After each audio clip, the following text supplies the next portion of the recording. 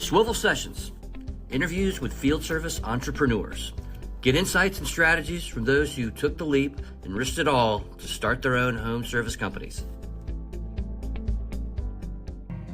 Hey, we had a great session yesterday with Braxton Jett from Cleared Out LLC Junk Removal in Birmingham, Alabama.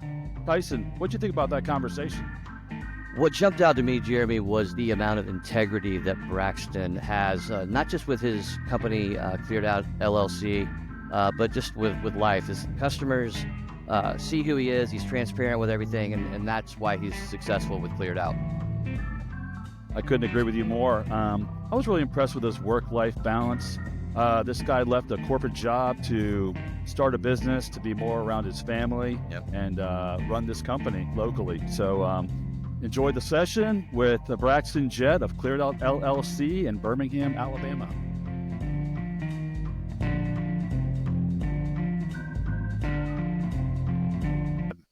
Welcome to Swivl Sessions, where we dive into the world of field service and entrepreneurship.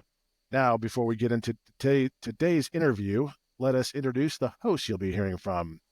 First, let's meet Edgar, our resident sales maestro. Before meeting his wonderful current girlfriend, Edgar honed his network skills on dating apps. Swiping right and closing deals became his specialty.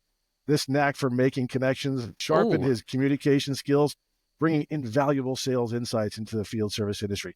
Whether in business or the digital dating scene, Edgar knows how to make his impression. Thanks for that incredibly accurate sort of intro there, Rob. And I'd like to introduce Tyson. He's our customer service guru who can talk anyone off a ledge, but can't keep his car out of Fong's garage. In fact, his ride's been in the shop so much, he's practically on the payroll. Word is he's about to throw in the towel and start working there just to score some much discounts. If he doesn't learn to fix it himself soon, he might as well start wearing a Fong's garage uniform here to the office. Tyson. God bless Fong. What will we do without him? And finally, the mastermind behind Swivl. We've got Rob, a guy that owned a plumbing company, but can't fix a thing. When he's not dreaming about camping trips with his brand new Yakima tent, you can catch him in heated debates with the cable company because fixing a pipe is out of the question, but you better believe he'll go to war over that Wi-Fi bill. Give it up for Rob, the guy who would rather argue with customer service than pick up a wrench. All right.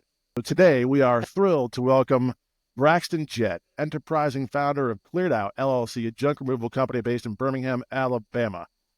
Braxton boldly stepped into the world of entrepreneurship by starting his own junk removal business right there in Birmingham. We're excited to hear about what inspired him to launch his venture, the challenges he's navigated, and the insights he's gained throughout his journey. Braxton, welcome to Swivl Sessions. It's great to have you here. How are things going in your world? Hey, Rob, guys, thank you for having me on. Things are great. It's always busy. It's amazing how when you're taking care of somebody else's problem, if you do it well and you show up on time, you do what you say you're going to do, business flourishes. So things are good. Thank you for asking. Good. So I like to start things off by asking you about your background. So you probably weren't always in the junk removal business. What were you doing before? No, so I've done a little bit of everything. I've always worked with my hands at some level. Started first job at 13 years old, worked in a lumber mill. As far as professional career, I got out of school, got involved in healthcare, spent a total of 17 years in healthcare, about half of that in post-acute care development, developing large networks for home health, home infusion, DME, that sort of thing. Nothing in this industry at all. The other half of that spent in healthcare technologies. And so got into this kind of on accident, to be completely honest with you. My wife and I have done a couple of live-in renovations. Said I've always worked with my hands. Love always having a project on hand. So there has to be a project going on. And a friend of mine's a realtor. Was having lunch with him one Friday afternoon. He was complaining, or he was venting about a home closing. It's nearly a $500,000 home. Closing been put off twice as buyers, so we're bickering about who's going to deal with an old rotten swing set, playhouse, whatnot in the backyard. And I just thought, this is the dumbest thing I've ever heard of. I mean, I've got the equipment. It'll take me an hour of my time. I'll come out and I'll demo it for you and just tell them, just give me, I gave him a price to tell him that it was very cheap. It was more trying to help him out and just kind of half joking about it. An hour later, he called me back and said, hey, they agreed. Can you come do it like right now? We want to close the money. This was a Friday afternoon, I think. So sure, they called me again for similar things, and it's just kind of got to the point. It's like, well, maybe there's something to this. If there's a service out there, if there's a need that's not being filled, and there's money to be made, then let's go do something. So we did. I think it's interesting how some of the guys we talked to, they were doing it for their father or other companies, and then like you just kind of stumble into it. Follow up with that by asking, so you stumbled into it, you started doing little things here and there. At what point did you decide, and were you married at the time? Because oftentimes that's a deal breaker. Did you say, I'm going to quit my job? There's actually a lot to unpack there Yeah, in that question. So I'll try to keep it brief. So yes, I am married. I do have 3 kids. I've been married to the same wonderful lady for, as of last month, 14 years. All right. So have a soon-to-be 11-year-old girl, soon-to-be 4-year-old boy, and a 9-year-old boy who will. Anyways, I've mentioned I've been in healthcare for quite a long period of time. Helped start a couple of different businesses in that space, and then transitioned out either through acquisitions or sales. I had gone out, been recruited by a company out in San Francisco just prior to COVID. And that was a technology company. It was very successful. We were having a great time traveling all over the place.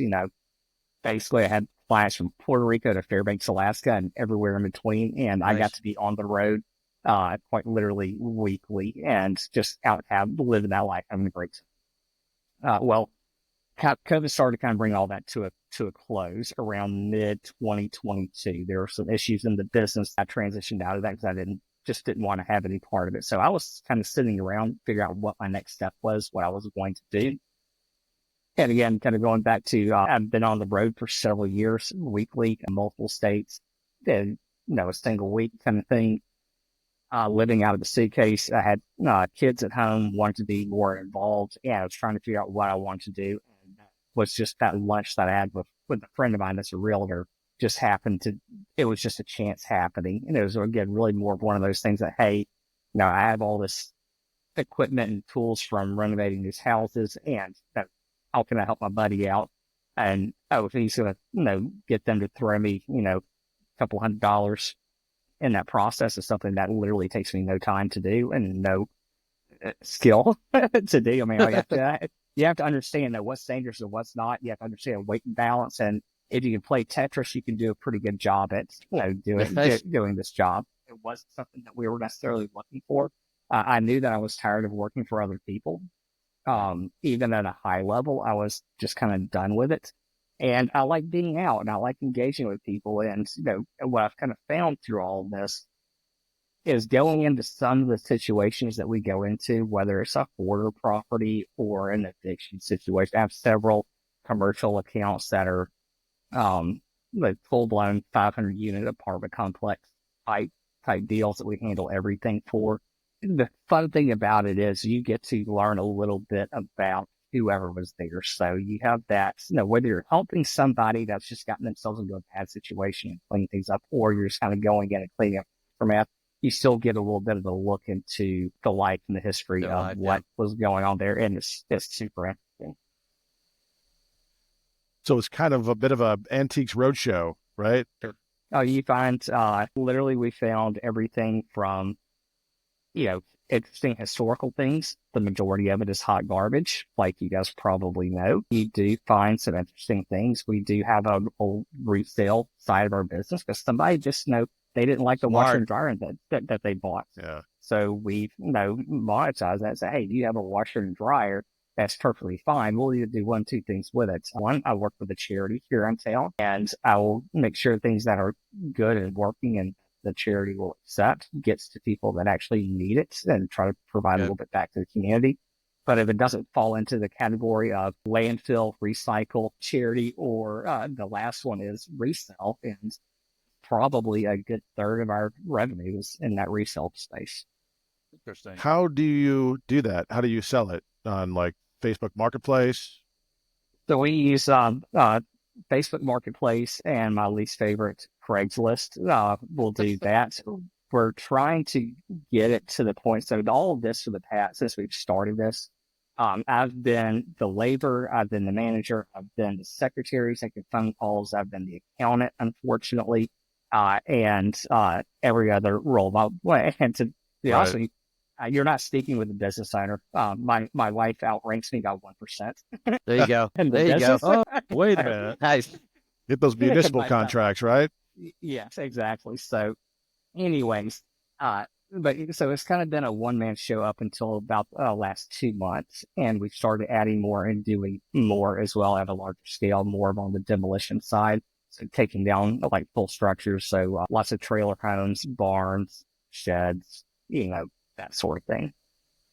Excellent. Right. So, going back to the decision-making process before you started, what were your expectations? I know we've gone into kind of the current state and the time after you had launched, but tell me like the difference between your expectations before you launched and what you found afterwards.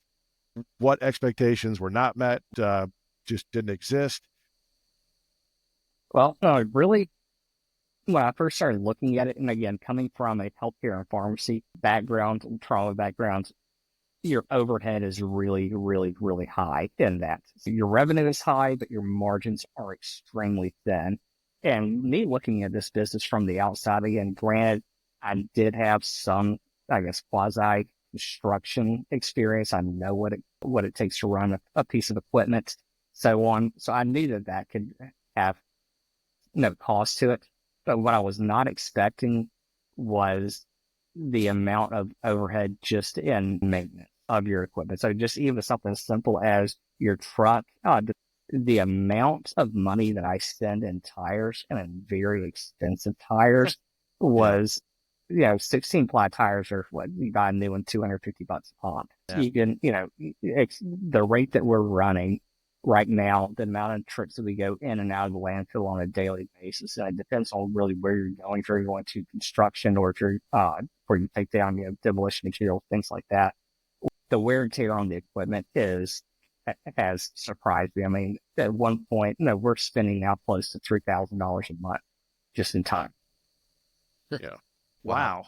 And you consider all of these maintenance expenses as a fixed cost, overhead cost, or do you try to break it up into costing it into your jobs?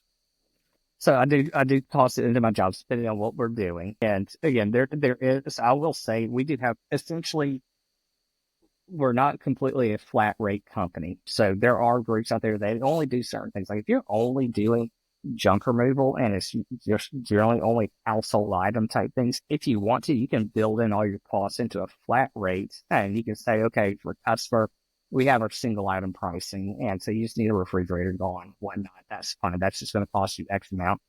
But when you're able to explain it, you can develop a rapport with the customer and have a conversation about it and make them understand kind of, hey, this is what's going into it, and this is what you get with us. Then I'm a big believer in simplicity, and just being able to be simple and deliver that message to the customer is much easier, and you're much better off than trying to say, well, hey, when we get done with the job, we're going to break it down piece by piece, and then you're going to get your final price. I give people I don't do estimates, I do quotes. So people, when they decide to go with us, they know exactly what they're going to spend. But as far as customer service goes, I don't do a project unless I know what the budget is for it. Right. Yes, in my personal life and with my business as well. I try to give that courtesy to other people because nobody likes to have a surprise at the end of the day. So I do take into account, hey, if you're on the third floor of an apartment complex, yeah, there's going to be a charge for that, especially if there's not an elevator and you have 20,000 pounds of stuff that needs to come, sort of thing. And do you itemize that charge, or do you just build it into the rate? So I tell them where we start and, where there are additional charges are going to be, and how many flights of stairs do we have? But stuff like that has to be built in, and most of the time Oh my gosh. customers are understanding of that. Did you get that project? Was that already something you had won? as far as? Yeah, so I'd already done a couple of jobs for this lady, and they were just trying to get the house cleaned out. So they were trying to I hadn't done anything inside of the house yet or in the carport. Just getting the front yard done was a fairly major undertaking. This is one of the things that the family's having to take it a bite at a time. Like how do you eat an elephant? It's a bite at a time. They make fun of me. I love to go to estate sales, and I've seen homes that have been taken care of and set up for an estate sale, but you can tell it was a hoarder that was living there. And I've often wondered what it looks like when the people first arrive, like such as what you do. So, and we do a lot of that. That's not uncommon to get a call, lead, and you go out and meet with the family, and they just want to have an estate sale, but they understand they can't have an estate sale until they get the garbage out of the way. And so we'll come in and we'll kind of say, I don't do estate sales. Or at least I don't run the sale. That's not what I do. Thought about getting into it, but just haven't.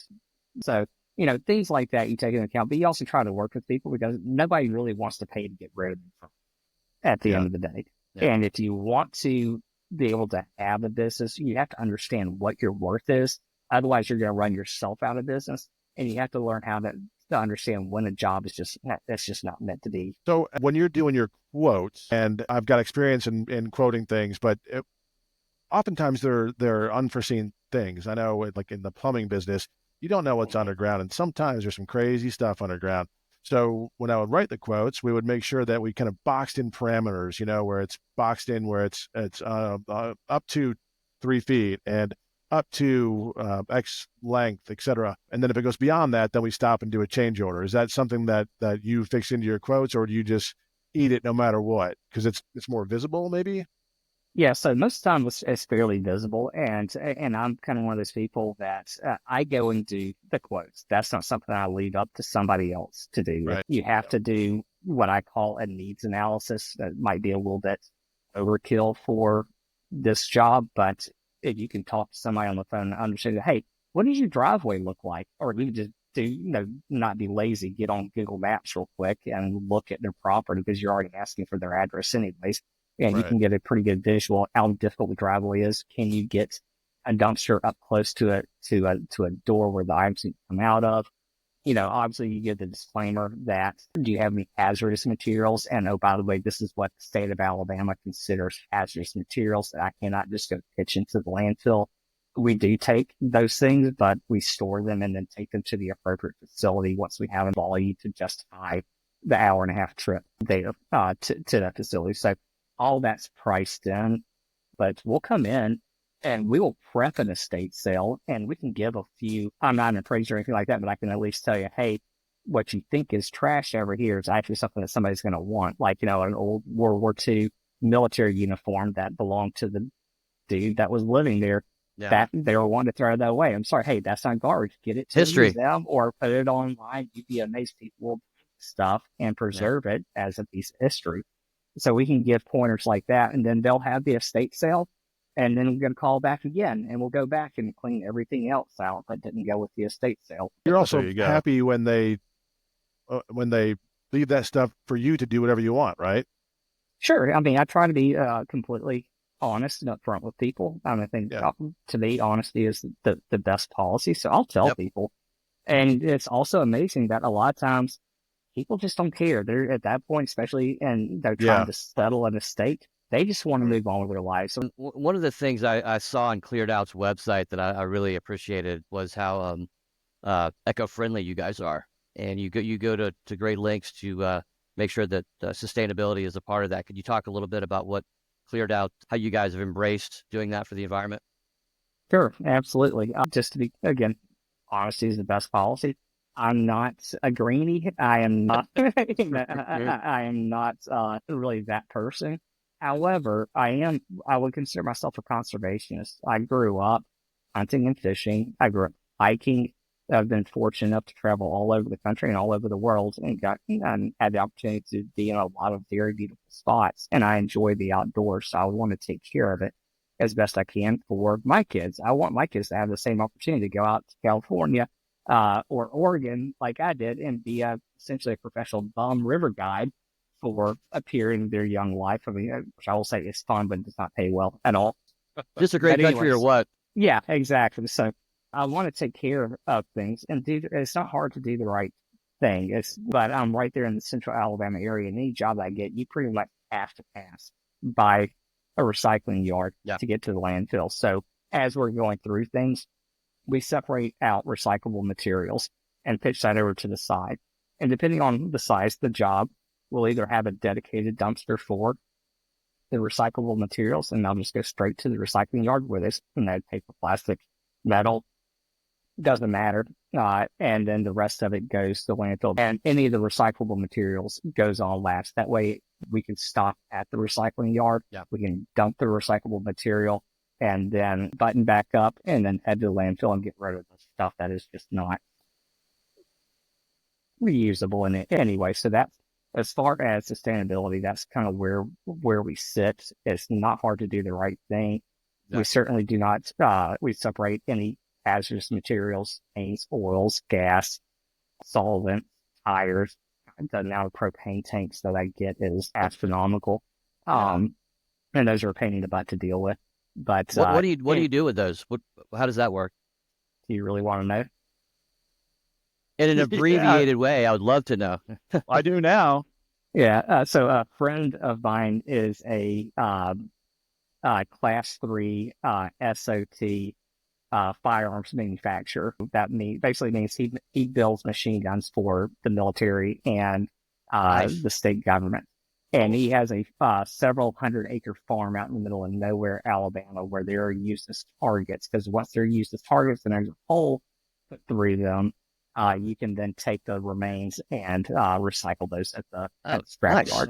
Never knew that. You can't take a propane tank to the recycling yard unless it has been drained of propane and the valve has been taken out of it. Well, it's not exactly safe to take a valve out of a propane tank, and I'm not keen on just letting the gas out of it and then try and take the valve out of it. So I give them to my friend.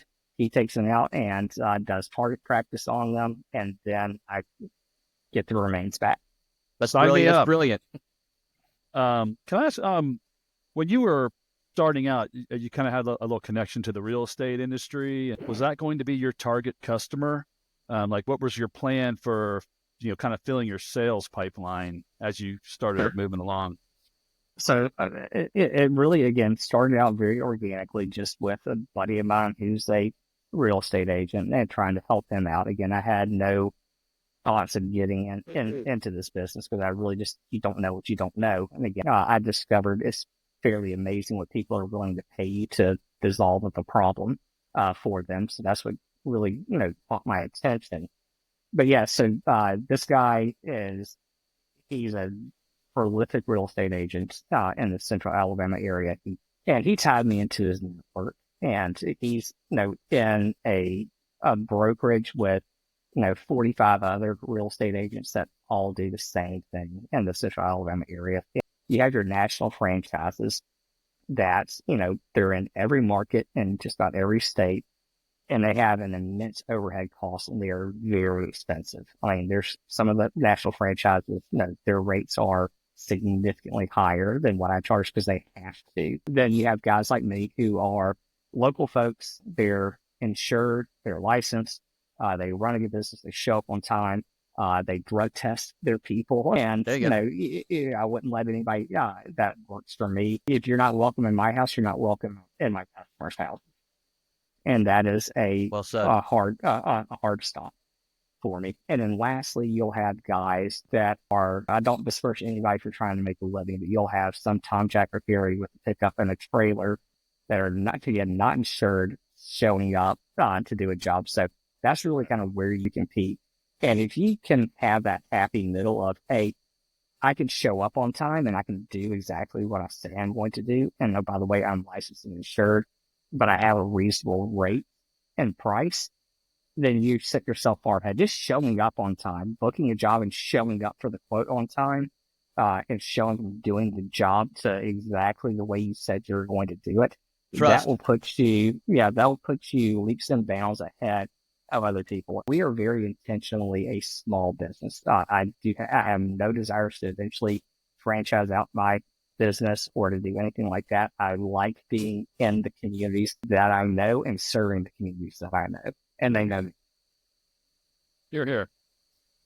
That's right. You have a personal touch. I like that. Yeah. You're like in that sweet spot. But really, when we got started, lead generation was very organic. I did the whole Angie home advisor thing for a little bit, had successes and failures with that, and ultimately decided to leave that. And now we pretty much exclusively work off of word of mouth and Google as well. Good. Braxton, I'll ask you, just scratching that technology itch and knowing that you speak that vernacular too, and obviously we're a field service software. What were you using technology-wise with other things, and has it helped you? Yeah, initially starting out, it was me, a notepad, and a couple of different Excel sheets. And of course, I can identify and at least have a little bit self-awareness to understand what my faults are or what my shortcomings are.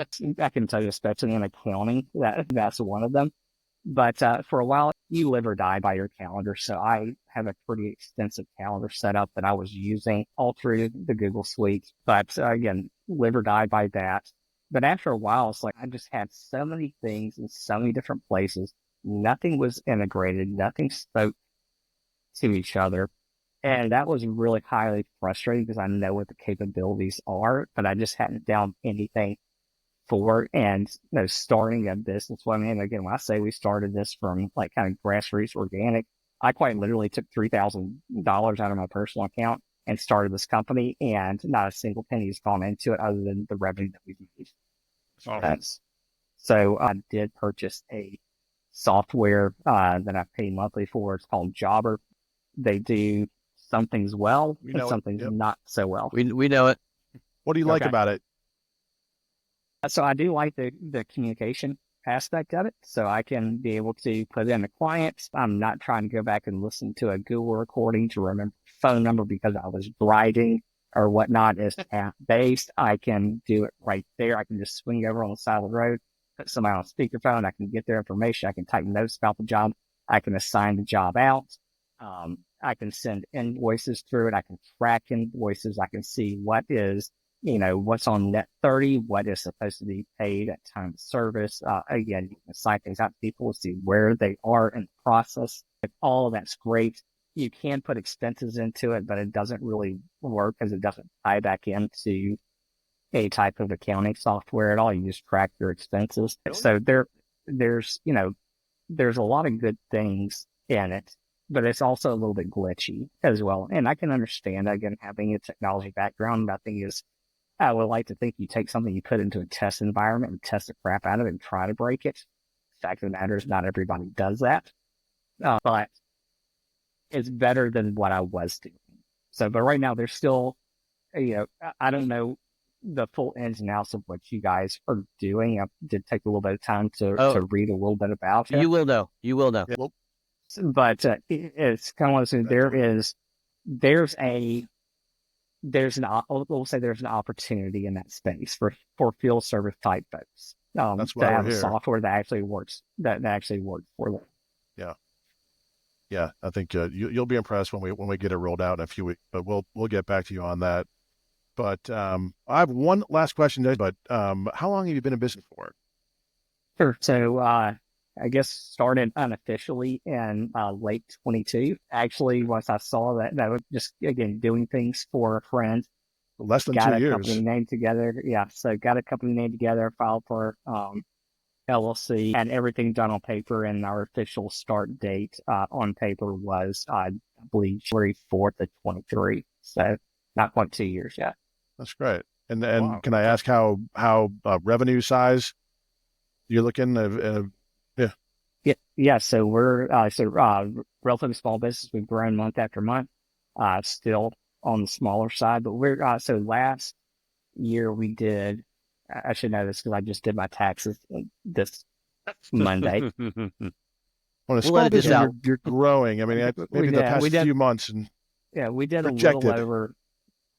In our first year of business, we did a little over 325,000 in revenue our first year. Great. No, a lot of awesome. that went back or pretty much all of it went back into the company, growing the company, better equipment. You learn things along the way of, hey, I was doing something one way, but, figure out, hey, if I had this piece of equipment, it goes a lot smoother, a lot easier, a lot faster. Sometimes it's better to lease it or buy it and just pay a monthly fee, right? Than renting it. Absolutely X amount of is. times And I per think year. anybody, if you can get have the ability to get a 6-ton, 12,000-pound mini excavator with a hydraulic thumb on it, the sooner the better. You'll save yourself a ton of time in there. So Good to know. yeah, that is. I mean, it's an interesting business. I'd love to hear guys like you tell me about. We've talked to a few junk removal companies, and I'm just fascinated every time that we talk to any of them. We have a And ton plumbing more and roofing and questions, everybody. but well, Yeah. of course, but And they all have their challenges. The good thing about junk for removals, sure. I work with all of them. I work with pretty much all of the trades, because we don't just do, come into a home, clean things out. So you have to take that into account. So future state, what is you talked about how you didn't really want to grow it too much. You want to have that personal touch at all times. What happens if it gets away from that? And what happens would you be okay if it branched out and your style allowed it to grow further? And then what is your exit strategy? Is it just to have this as a family business, or are you looking to sell it at some point? So as far as growth, I'm not afraid of growing it. Yep. It's just kind of what I want to do with my life right now. I mentioned earlier, I have 3 young kids. I've spent the majority of the last 20 years traveling to the tune of 280 plus days out of the year, or being night shift at the hospital. And that does not really equate to a good family life. Kind of hearing a little bit of what kind of frames my mindset around what I wanted with this, and the reason why I'm keeping it intentionally small is so I can have that family time. I did part of my story as well. In 2015, I was diagnosed with a benign brain tumor. Unfortunately, it was benign. It was not cancerous. Thankfully, it still had to be That's good to hear. dealt with. Had 4 rounds of major surgeries. I was essentially a child myself for about a little over 6 months. Wow. My wife pretty much had to do everything for me. Oh wow! After I recovered from that, I jumped right back into the hustle and bustle and running around the world or the country, and ultimately just kind of decided, hey, I want to do something where I can be present and I can take care of myself and take care of my family. So again, not afraid of growing it. I would like to, but I don't have any aspirations of being like a national franchise. So if we grew and expanded into, say, we're in Birmingham, just south of the Birmingham market. If we grew into the Tuscaloosa market, or over to Gadsden or Huntsville, Montgomery, I would like to have a good statewide presence that allows us to do larger and bigger and better projects. Is one thing. I might get a call from somebody who's in Gadsden right now, but just with the cost of, finding a landfill and diesel prices and all that, I can't charge people a fair rate to come do what I'm going to do. But I could probably pitch it to them. I could sell them on it, but it's not right and it's not fair to the customer. So I'm happy kind of being I basically have put a dot around our business location, and I have 50 miles in every direction that I go. If I get outside of that, then it just gets to be where it's not really affordable for the client. Yeah, right. Braxton, we just met you, but we could tell just by listening to how you talk about the business and the company versus what you did before that you're enjoying it, and that's so great to hear. Yeah, it's fun. It's interesting, and there's nothing's ever the same. Every day is different, and that's what somebody like the way that I'm geared. That's what I need. I would die a slow, painful death if I had to sit behind a desk every day. I also like just the fact that you give it a personal touch, and there's a level of integrity that not all business owners seem to have, and I wish they did. You have a great story, Braxton, and I think it'll resonate with a lot of aspiring entrepreneurs, and it resonates with me. I love it. Totally enlightening and great conversation. So thank you to Braxton Jett for sharing those valuable insights and stories. It's clear how much hard work and passion and dedication you put into building Cleared Out LLC. And for all of you watching or listening, if you're in the Birmingham, Alabama area and need junk removal services, make sure to reach out to Cleared Out LLC. You can find their contact information right here on the screen. They're ready to help with your next project. You can trust that you're working with a true expert in the field. Once again, thank you, Braxton, for being with us here on Swivl Sessions. Thanks, bud. Thanks for listening or watching. Swivl's field service software is everything you need to run your field service for free. Until next time, check us out at swivl.tech. That's SWIVL.tech. And that is a wrap. Braxton, thank you.